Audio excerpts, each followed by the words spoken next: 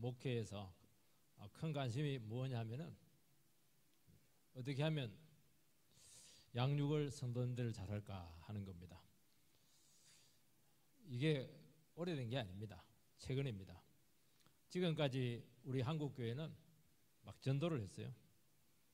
사람들을 교회로 불러 모으는 이런 구조였습니다. 많은 영혼들을 이제 교회로 불러 모았는데 그 다음에 어떻게 해야 되는가 이 문제에 있어서 많은 고민들이 있었습니다. 사람을 세우고 교회를 세워나가는 게 사람만 모아놨다고 해서 되는 것이 아니거든요.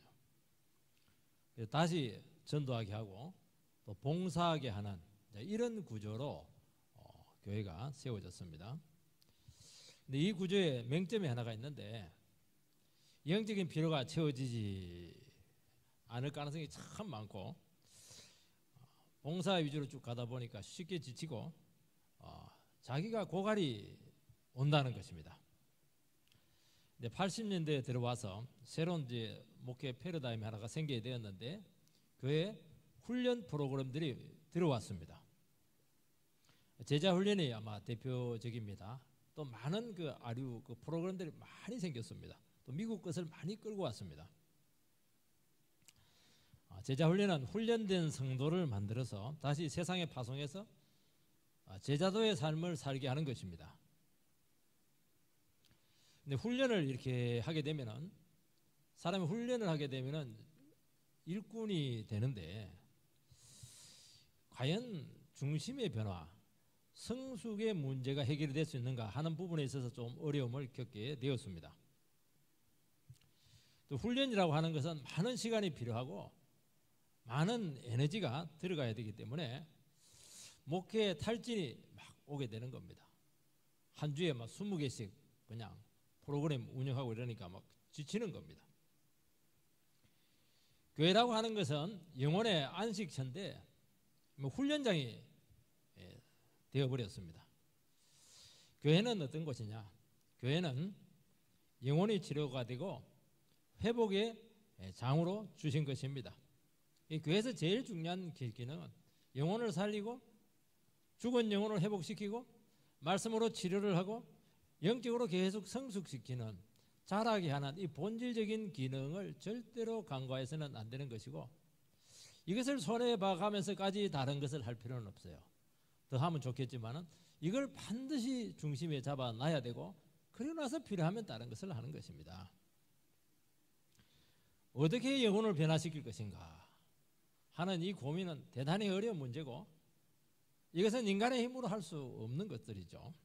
이것은 정말 다 거기에 목회자와 성도님들이 그 가치를 알고 거기에 한마음이 되어서 모든 걸 다 버리고 그냥 거기에 헌신을 해야 될까 말까 한 그런 목회 패러다임이기 때문에 당장 눈에 결과가 나타나지 않기 때문에 쉽게 이것을 공감은 하지만은 이 목회 원리를 잘 쓰지는 못한다 하는 것을 우리는 현실에서 겪고 있는 것입니다.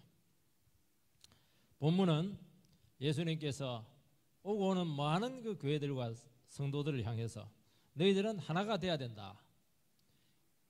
연합을 말씀을 해오셨는데 오늘은 한 단계 더 나가서 왜 연합을 해야 되는가 하는 것을 새로운 차원에서 말씀을 합니다. 하나님과의 연합으로 성도들이 온전해집니다. 온전해진다고 하는 것은 자란다는 것입니다. 사람이 성숙하다는 것을 말씀하는 것입니다. 성도가 자라면 또 하나가 됩니다. 말씀 안에서 하나가 되면 하나님의 임재가 나타나고 승리의 역사가 나타나게 되어서 또 변화가 일어나는 것입니다. 이 교회는 어떤 곳이냐? 말씀으로 하나가 되고 승리의 역사를 하고 변화가 되고 그럼 또 하나가 되고 또 승리의 역사를 하고 또 변화가 되고 또 하나가 되고 그렇게 하면서 교회가 양적 질적으로 성숙하게 된다는 것입니다. 그때 세상은 이게 교회구나. 지금까지 교회가 사업장인 줄 알았는데 지금까지 교회가 어떤 복지기관인 줄 알았는데 교회는 이걸 하는 곳이구나 하는 것을 깨닫게 된다는 것을 말씀하고 있는 것입니다. 첫 번째 신적인 연합 안에 들어갈 때 많이 성숙해진다는 것입니다. 23절 전반절을 읽어보면은 곧 내가 그들 안에 있고 아버지께서 내 안에 계시어 그들로 온전함을 이루어. 내가 그들 안에 있습니다. 내는 예수님이십니다.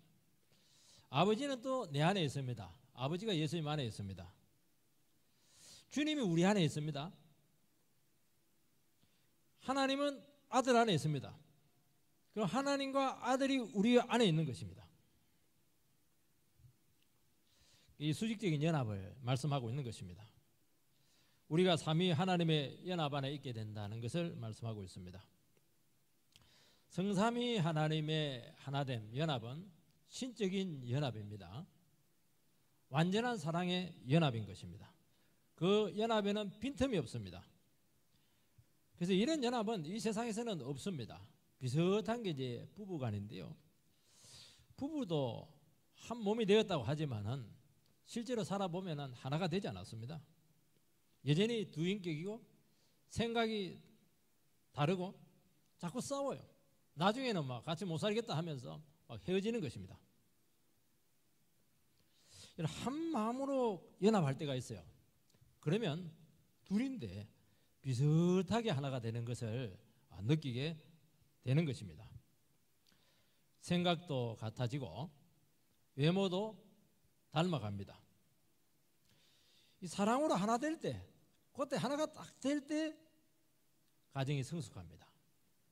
부부가 서로 사랑으로 하나가 딱 연합이 될 때 거기서 많은 비밀들이 이루어지게 되고 부부의 하나됨의 비밀이 크도다. 에베소서에 나오잖아요. 많은 비밀스러운 일들이 일어나게 되고 가정이 안정이 될 뿐만 아니라 자녀들이 그 사랑 안에서 자라는 것을 알 수가 있습니다. 사람은 다른 걸로 바뀌지 않습니다. 사랑으로 바뀝니다. 사랑하는 사람이 생기면 막 변화가 일어나는 것입니다.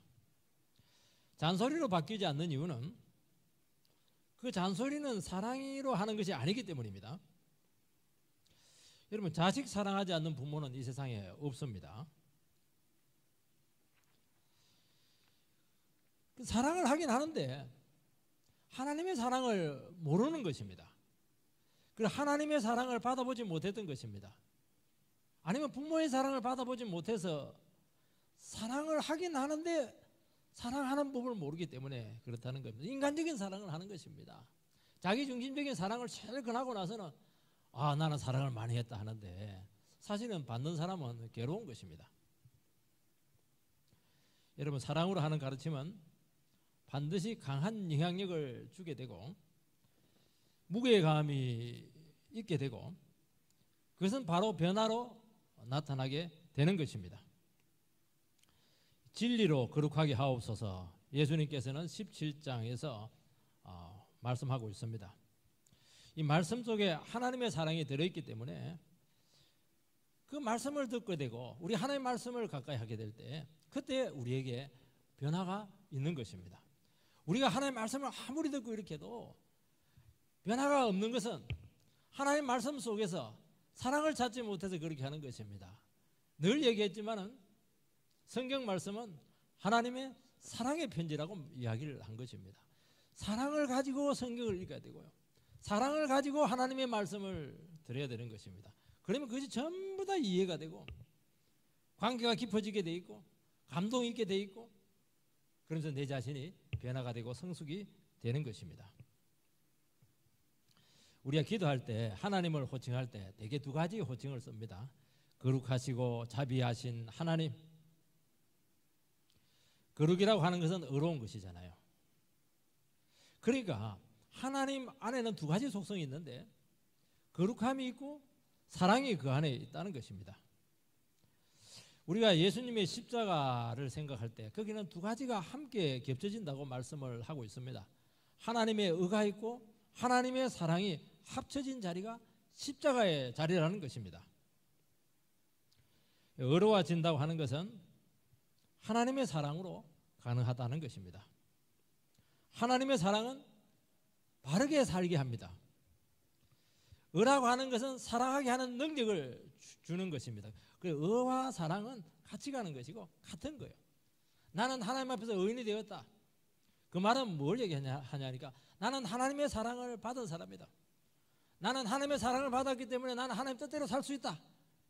이것이 같이 거기에 포함되어 있다는 것을 말씀하고 있는 것입니다. 한 번씩 매스컴에 흉악한 사형수들이 변한 그 내용들을 우리는 접하게 됩니다. 어떻게 흉악한 사형수들이 변화가 될 수가 있을까? 죽음이 무서워서, 사형이 무서워서 그럴까? 그렇지가 않아요. 대개 어떻게 사람들이 변화가 되느냐 하면은 그가 죽인 피해자의 유족 중에서 크리스찬이 있습니다. 크리스찬이 찾아와 가지고 용서를 선포를 하고 사랑을 고백하기도 하고 먹을 것 피로들을 막 채워줍니다. 그러면 마음이 무너져 내리게 되고 뜨거운 참회의 눈물을 흘리는 것입니다. 그러면서 그 마음과 생각과 행동이 그리스도 안에서 의롭게 세워지기 시작합니다. 그전에는 의로운 게 없어요. 바르고 옳고 그런 것은 그 사람에게 중요치가 않아요. 내가 복수하고 싶었고 막 그냥 깨뜨리고 싶었고, 왜냐하니까 아무도 나를 사랑해 주지 않기 때문에 바르게 살 이유가 없는 것이죠. 누가 자기를 용서하고 사랑을 하고 자기를 있는 모습 그대로 받아주고 이렇게 했었을 때 막 마음이 무너지게 되면서 그때부터 아, 내가 헛살았구나 하는 것을 알게 되면서 사람이 회개를 하게 되고 세워지게 된다는 것입니다. 그래서 그 피해자 가족의 크리스찬은 진정한 의인이다 그렇게 말하는 것입니다. 의라고 하는 것은 망가진 영혼을 살리는 것입니다. 하나님의 사랑을 받은 크리스찬들은 의인이고 의인들은 날마다 의롭게 변화가 된다는 것입니다. 여러분, 주님의 사랑의 능력 안에서 이것이 가능하다는 것입니다. 우리가 변하지 않는다고 하는 것은 하나님의 사랑을 받지 못하고 있다는 증거라는 것이죠. 우리가 하나님의 사랑 안에 있게 될 때 날마다 변화가 일어나게 되고 우리 속에서 그 사랑이 드러나게 되고 보여지게 된다고 말씀하고 있는 것입니다. 여러분, 크리스찬이라고 하는 것은 믿음으로 의롭게 된 영혼들인 것입니다. 우리는 주님의 사랑으로 새 사람이 되었습니다. 신분이 바뀌게 되었는데 신분만 바뀌게 된 것이 아니고 우리 속에서 변화와 성숙이 일어났다는 것입니다. 여러분, 십자가는 하나님의 사랑과 의가 동시에 하나로 드러난 사건이라고 방금 전에 이야기를 했었습니다. 십자가는 뭐냐? 하나님께서 인간의 죄를 극도로 혐오하지만 그 죄인을 그대로 사랑하신다는 것입니다. 여러분, 우리가 변화가 될 때 그냥 변화되지 않습니다. 변화하라고 해서 잔소리한다고 해서 우리는 변화되지 않습니다. 내가 얼마나 무서운 죄인인가 하는 것을 깨달아야 된다는 것입니다. 그리고 이런 죄인을 무조건 받아주신 하나님의 사랑을 체험을 해야 된다는 것입니다. 내가 얼마나 못된 인간인가. 그럼 못된 인간을 하나님께서 얼마나 기다려 주었는가. 나 같은 인간을 위해서 왜 독생자가 죽으셔야 됐는가 하는 것을 깊이 깨닫게 될 때 그때 우리의 마음이 막 녹는 것입니다. 그 사랑으로 녹는다 한다는 말이 여기서 나오는 것입니다. 이때 우리에게 이제 두 가지 현상이 일어나게 되는 것입니다. 다시는 내가 주님의 사랑을 빼앗기지 않아야 되겠다 하는 열정이 막 속에서 막 살아납니다. 어떻게 우리가 주님의 사랑을 빼앗기지 않을 수가 있습니까? 그것은 주의 뜻대로 사는 거예요.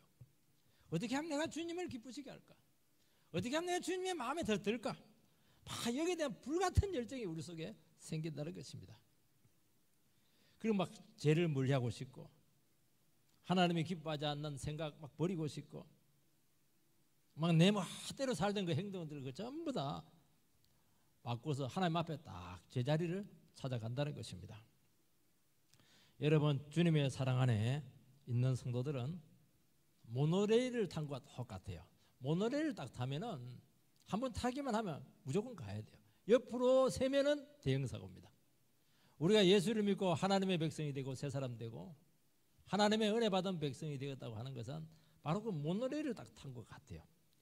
절대로 옆으로 갈 수가 없어요. 옆으로 가면 대형사고입니다, 여러분. 예수를 믿는데 헛생각했다.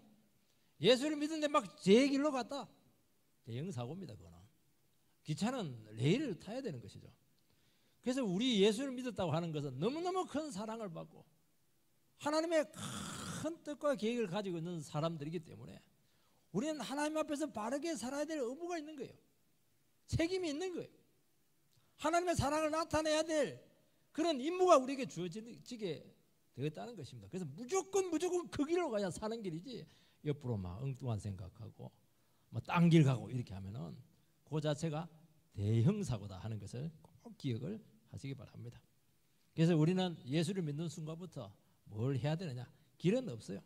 나는 오조지 은혜 받고 예수님처럼 잘해야 되겠다. 나는 이대로 있었으면 안 되고 바뀌어야 된다. 다른 길은 없다. 이것이 나의 운명이다. 그런 사명이 소명의식이 막 우리에게 주어진다는 것입니다. 그러면서 사랑과 거룩이 교차하면서 막 성장으로 이끈다는 겁니다. 사랑을 받고 더 거룩해져야지. 더 의로워지고 또 사랑받고 의로워지고 이렇게 하면서 우리에게 성숙이 온다고 말씀하고 있는 것입니다. 두 번째는 성숙할 때 진정한 하나됨이 오게 된다는 것입니다. 23절 다시 한번 더 읽어보면은 곧 내가 그들 안에 있고 아버지께서 내 안에 계시어 그들로 온전함을 이루어 하나가 되게 하려 함은 삼위 하나님의 연합 안에 있을 때 온전함이 오고 성숙이 온다는 것입니다. 여러분 성숙해야 교회가 하나 되는 것입니다. 교회가 개척을 하고 초창기 때는 절대로 하나 되지 않아요. 전부 다 각자입니다. 그런데 교회가 연륜이 있고 말씀으로 자라면 사람이 많은데도 딱 하나가 되어 있습니다. 왜냐하니까 자랐거든요. 여러분 각자가 주님과의 관계에서 은혜를 받고 말씀으로 성숙하면 교회가 하나가 되는 것입니다. 여러분 교회가 하나가 되는 것은 외적으로, 인위적으로, 인간적으로, 기계적으로는 절대로 안 된다는 것입니다. 내적으로 하나가 돼야 되고 초자연적으로 하나가 돼야 되고 영적으로 하나가 되는 것입니다. 성숙하면 하나가 된다. 이것을 여러분 꼭 기억하시기 바랍니다. 이 결혼 배우자를 청년들이 선택을 할 때 어떤 생각을 하냐니까 만만한 사람, 쉬운 사람, 내 말하면 무조건 오케이 하는 사람, 어린 사람 그런 생각을 하는데 여러분 살아보면 만만한 사람 없습니다. 그 생각하는 것 자체가 잘못된 생각이에요. 성숙한 사람을 만나야 되는 겁니다. 성숙한 사람을 만나야 하나가 되는 거예요. 그래야 시행착오를 덜 겪는 것입니다. 결국 자기 수준에서 살아갈 수밖에 없거든요. 여러분 성숙이라고 하는 것은 수용폭이 넓은 것입니다. 이해심이 깊은 것입니다. 웬간한 거는 다 품고 용납하는 것입니다. 이게 성숙이에요. 어려운 게 없습니다. 여러분 수용폭과 이해 깊이라고 하는 것은 이 생각의 깊이에서 오는 것입니다. 용납이 왜 안 되냐 하니까 이 인간이 하는 게 이해가 안 되는 것입니다. 이해가 안 되니까 미운 거예요. 근데 그 하는 그 사람이 이해가 되니까 인간의 깊은 이해가 안 돼 하는 게 이해가 되니까 용납이 되는 겁니다. 그럴 수 있겠구나. 그러면 내가 기도해주고 품어야지. 이게 수용이지 않습니까? 그 이해에서 온다는 게 이해에서. 생각에서 온다는 게 생각에서. 주님께서는 요한복음 17장에서 진리로 자라야 한다 그렇게 말씀하고 있습니다. 여러분 하나님 말씀이 왜 중요하냐니까 하나님 말씀은 절대로 자기 중심적이 되지 않게 하고 절대로 인간적이 되지 않게 하고 세상적인 생각을 가지지 못하게 합니다. 그걸 전부 다 깨는 거예요. 그리고 하나님의 시야를 우리에게 다 입혀줍니다. 결국 사람은 어떻게 보느냐에 따라서 여러분 가치관이라고 하는 것이 뭐냐니까 내 눈으로 이 세상을 어떻게 보느냐 이게 가치관인 것이죠. 내 눈으로 상대방을 어떻게 보느냐 하는 것이 대단히 중요하다는 거예요. 이게 하나님께서는 하나님의 시각으로 서로를 볼 수 있게 만든다는 것입니다. 그래서 하나님 나라 입장에서 생각을 하기 시작을 하는 것입니다. 하나님의 마음을 만들어내는 것입니다. 성령께서 주시는 은혜로 재성을 깨닫고 우리를 바꾸게 되고 자기 중심성을 극복을 할 수 있게 되는 것입니다. 그러면서 타인을 배려하고 전체적인 시각을 가지게 하고 수많은 대안을 모색할 수 있는 능력을 가지게 만드는 겁니다. 사람들은 생각을 안 해요. 얼마든지 다른 길이 있잖아요. 얼마든지 상의하면 길이 나오잖아요. 좋은 방안이 나오잖아요. 안 하는 거예요. 무책임해가지고 미우니까 안 하는 거예요. 할 수 있거든요. 품을 수 있거든요. 다른 길 갈 수 있거든요. 얼마든지 대안이 있거든요. 안 해요. 하나님의 말씀은 그게 가능하게 만듭니다. 기가 막힌 지혜를 주세요. 지혜가 부족하거든 후히 주시는 하나님께 구하라는 거예요. 그러면 세상에 적용 가능한, 세상에 없는 기가 막힌 지혜들이 우리에게 온다는 겁니다. 왜 부부관계 막힙니까? 대안을 생각을 안 해요. 자기만 자꾸 주장을 하는 것입니다. 얼마든지 서로 윈윈할 수 있는 좋은 대안들이 있는데 그걸 기도하지 않고 구하지 않기 때문에 그렇다는 것입니다. 나쁜 것이죠. 정신심리학자 스코트 팩은 사람은 자라고 성숙해 하는 존재다, 그렇게 정의를 내렸다고 지난번에 말씀했습니다. 이 성숙의 척도라고 하는 것은 생각에서 온다고 말씀합니다. 현대인에게서 제일 안 되는 게 뭐냐? 생각을 안 하려고 한다는 거예요. 생각을 하긴 하는데 너무 단순하다는 겁니다. 너무 표피적이라는 거예요. 생각을 위해서 시간을 들여야 되고 힘을 들여야 되는데 생각이 어렵거든요. 생각은 이 과정을 거쳐야 되는 것입니다. 생각해야지 한다고 생각이 되는 게 아니에요. 생각이라고 하는 것은 계속 자기를 깨뜨리는 과정이 필요하다는 것입니다. 그게 안 된다는 겁니다. 그러면서 착각을 합니다. 아, 나는 생각을 스스로 잘하고 있다. 내 생각이 옳다. 착각입니다. 착각. 인생의 여정에서 우리가 왜 그 인생의 목적지로 가야 되는가 생각을 안 해요. 당신 왜 그렇게 삽니까? 이유를 몰라요. 대답을 못한다는 겁니다. 왜냐하니까 생각을 안 해서 그래요. 당신이 진짜 가려고 하는 곳이 어디입니까? 몰라요. 다른 사람이 가니까 가는 거예요. 친구 따라 뭐 강남 간다고 말이죠. 당신 지금 인생에 대해서 어떻게 계획을 하고 있고 당신의 그 미래에 대해서 어떻게 준비를 하고 있습니까? 생각을 안 하는 거예요. 그냥 벌어먹기 살기 힘들다고 안 하는 것입니다. 이게. 여러분, 올바른 사고를 위해서 우리는 반드시 시간이 필요합니다. 그 때로는 속도를 늦춰야 돼요. 멈추면 보이는 것들, 요즘 그 스님께서 고통을 막 당하고 있는데 멈추면 보여야 되는데 부동산이 보여가지고 지금 굉장히 어려움을 겪고 있더라고요. 사색도 하고 기도도 하고 이게 얼마나 중요하냐. 이게 인생의 성패다. 그렇게 말씀하고 있는 것입니다. 여러분, 정신병이라고 하는 것이 무엇이냐면 정신병이라고 하는 것은 단순하게 생각을 하기 때문에 정신병적인 현상이 오는 것입니다. 정신분열증은 자아가 끊어진 거예요. 그게 판단이 안 되는 거예요. 사고가 안 되는 거예요. 사고하다가 딱 끊어져 버려요. 엉뚱한 생각을 해요. 그게 정신병입니다. 분열증이에요. 분열증. 여러분, 정신병적인 인간은 전체적인 사고를 못하고 너무나 자기중심적인 사고에 빠지는 그런 공통점이 있습니다. 범죄형 인간은 왜곡된 사고를 하는 것이 아니고 너무 생각이 단순하고 1차원적이고 스스로 희생자로 여기고 자기 선택에 대해서 책임을 안 지고 시간에 대한 감각이 없어요. 사람이 어떤 일이 나게 될 때 이런 일이 있었기 때문에 나에게 이런 일이 생겼구나. 인간관계를 통해서 그게 풀리거든요. 그런데 그 시간 개념이 없어요. 무조건 나에게 잘못한 것에 대해서는 무조건 잘못된 거예요. 이게 범죄행위죠. 이게 범죄가 일어나는 것입니다. 강박증 환자는 전체적인 사고를 하지 못하고 과도하게 자기에게 책임을 돌리는 것입니다. 아니잖아요. 상대방이 잘못한 것은 상대방의 잘못으로 책임을 돌려야 되거든요.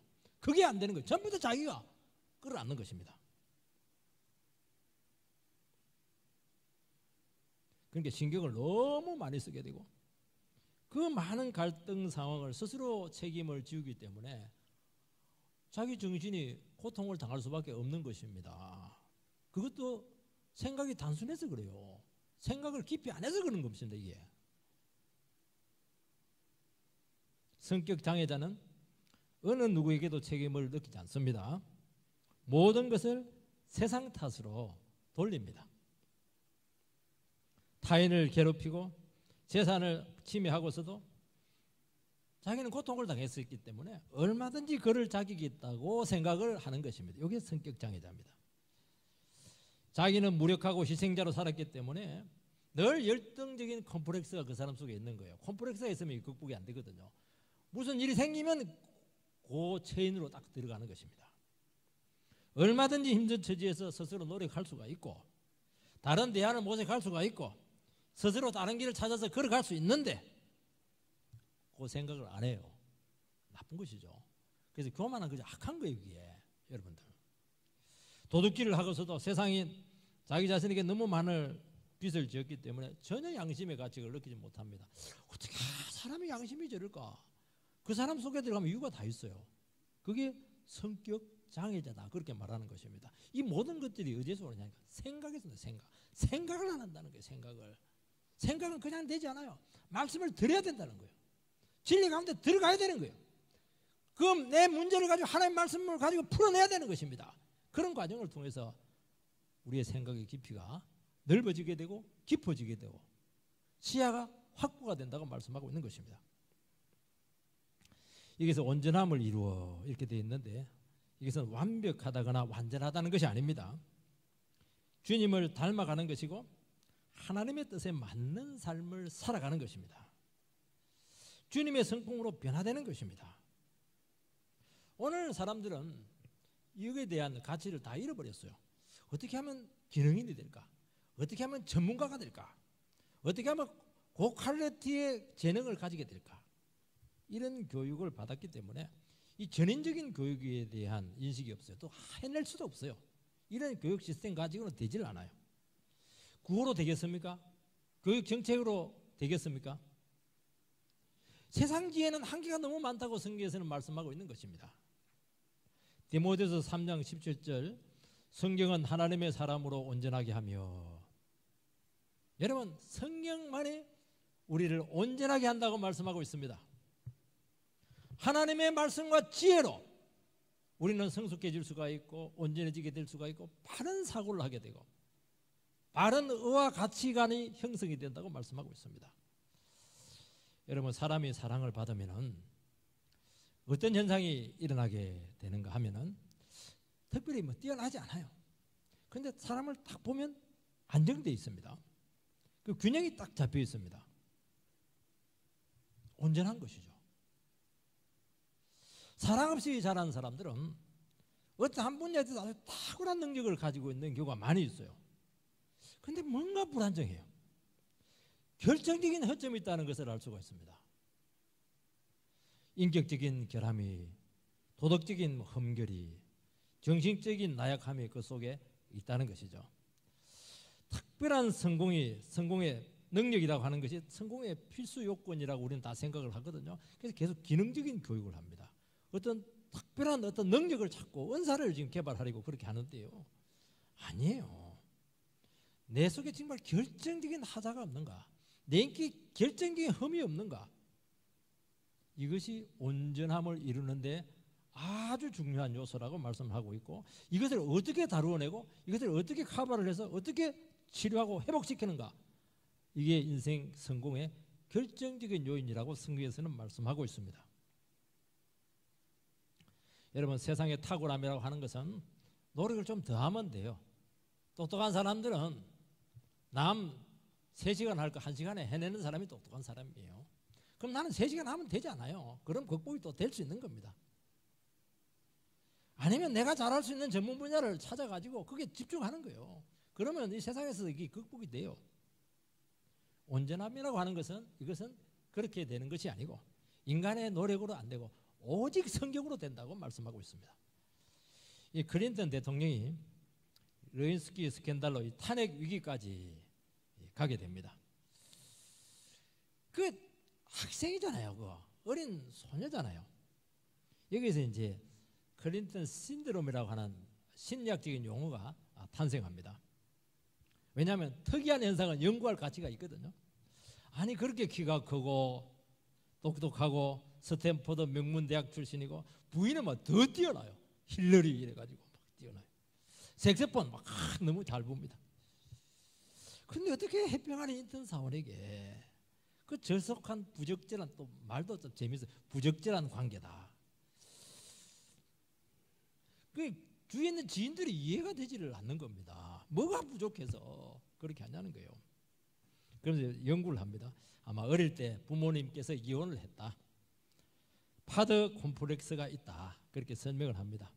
자라면서 그 사람 속에 개발되지 못한 인격적인 흠결 이런 것들, 유치한 부분이 그대로 남아있게 되었다는 것이죠. 부인이 너무 똑똑하니까 보면 그 관계한 사람, 몸 파는 여자들, 수준 떨어지는 그런 여자들하고 가까이 하는 거예요. 저는 이해가 돼요. 부인이 너무 똑똑하니까 그랬던가 봐요. 그러니까 이 사람에게는 대통령이라는 아주 엄청난 성공을 거두었지만은 결정적인 그 속에 보이지 않는 그 흠결이 있었게 되었고, 그것 때문에 망했다가 살아난 사람이에요. 여러분, 이게 중요하다는 거예요. 우리 인생에 있어서. 이것은 하나님의 말씀으로 가능하고, 이것은 신앙으로 가능한 것이고, 하나님의 사랑을 받을 때 이 부분이 극복이 되고 치료가 된다고 말씀하고 있는 것입니다. 우리가 하나님 말씀과 주님의 사랑 안에서 또 신실한 공동체 안에서 같이 믿음으로 자라야 될 필요가 있습니다. 우리는 뛰어난 사람이 되기 전에 온전한 사람이 되도록 기도하시기 바랍니다. 균형 잡힌 사람이 되도록 기도하시기 바랍니다. 안정된 사람이 되시기를 바랍니다. 너무 불안정해요. 결정적인 약점이 없어야 된다는 것입니다. 하나님의 말씀은 전인격과 삶을 총체적으로 회복을 시키는 것입니다.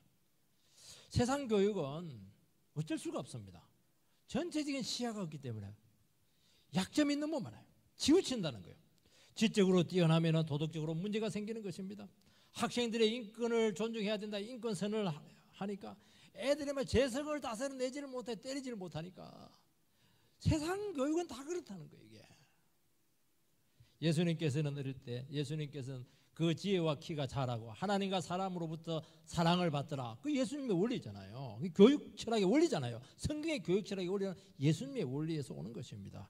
예수님께서는 지적으로도 자랐고 육체적으로도 자라게 되었고 사회적으로도 도덕적으로도 균형이 잡혀 있고 예의도 발랐다는 것입니다. 그런데 그 핵심은 하나님의 사랑이었다. 하나님이 주시는 은혜였다. 영적으로 먼저 채워져야 된다는 겁니다. 영적으로 채워지게 되면 다른 모든 것들은 자기 자리를 잡아간다는 것입니다. 그리고 약점은 보강되고 지나친 것은 깎이게 되면서 온전하게 된다고 말씀하고 있는 것입니다. 세 번째, 성도가 하나 되고 자랄 때 세상이 주님을 알게 되는 것입니다.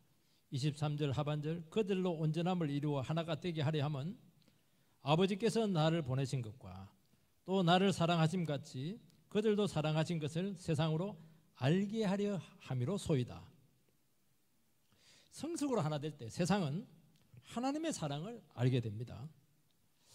여러분, 세상이 어떻게 하나님의 사랑을 알 수가 있겠습니까? 많은 돈을 준다고 해서 되겠습니까? 그렇지가 않아요.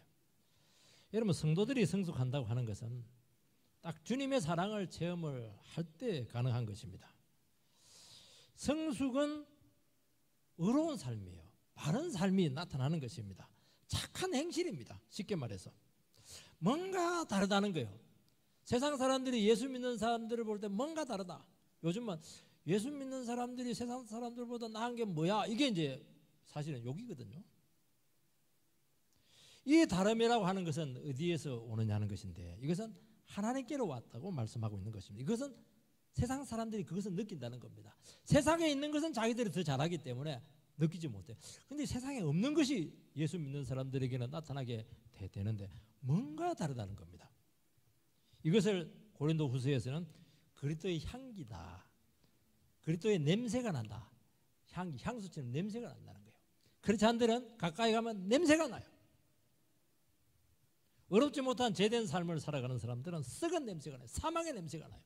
술 먹은 사람은 술 냄새가 나는 거예요.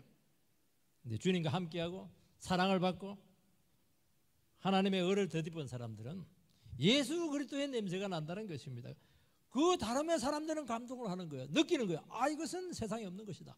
이거는 하나님께서 주신 것이다. 그렇게 하면서 교회가 드러난다는 것입니다. 여러분, 우리가 변하고 자라고 서로 용납하고 수용하고 하나 되는 이유는 주님이 육신을 입고 이 땅에 오셔서 육신을 주시기까지 사랑하셨기 때문입니다.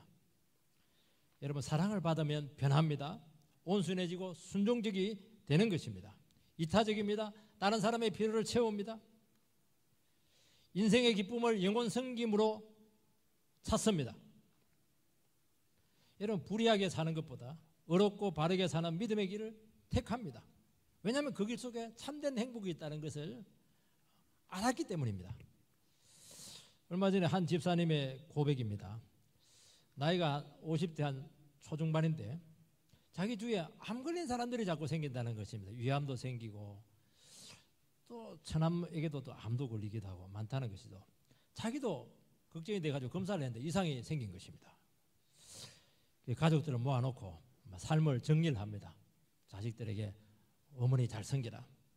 여보, 통장은 여기 있어. 왜냐하면 그 부인은 경제적인 관념이 막 떨어지거든요. 삶을 정리를 했습니다. 다행히 큰 병이 아니었습니다. 그러면서 많은 것을 깨달았다고 말합니다. 내가 그동안 어떻게 살았던가, 너무 여유 없이 살았구나.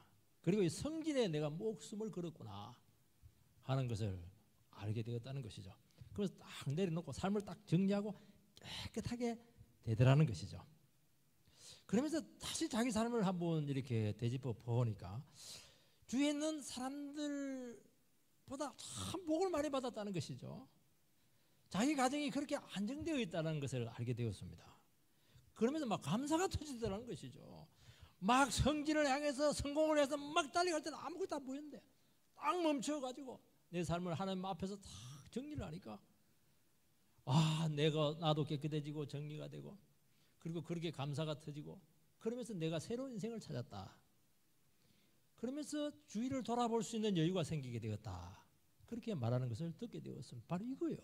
이것은 하나님만이 할 수 있는 것이고 하나님을 믿는 의인들만이 할 수 있는 것입니다. 바로 주님께서는 우리에게 이것을 요구하고 있는 것입니다. 우리도 세상 사람들처럼 앞뒤 보지 않고 막 달려가요. 나중에 어떻게 그 삶을 책임지려고 그렇게 하는 것입니까? 사랑하는 성도 여러분, 오늘 우리 이 시간 다시 한 번 더 주님 앞에 주의 사랑 가운데 우리가 있다는 것을 고백하는 여러분들이 되기를 소망합니다. 우리는 주님의 사랑과 성도의 사랑으로 지금 이 자리까지 오게 되었습니다. 우리는 그것을 잊어버려요.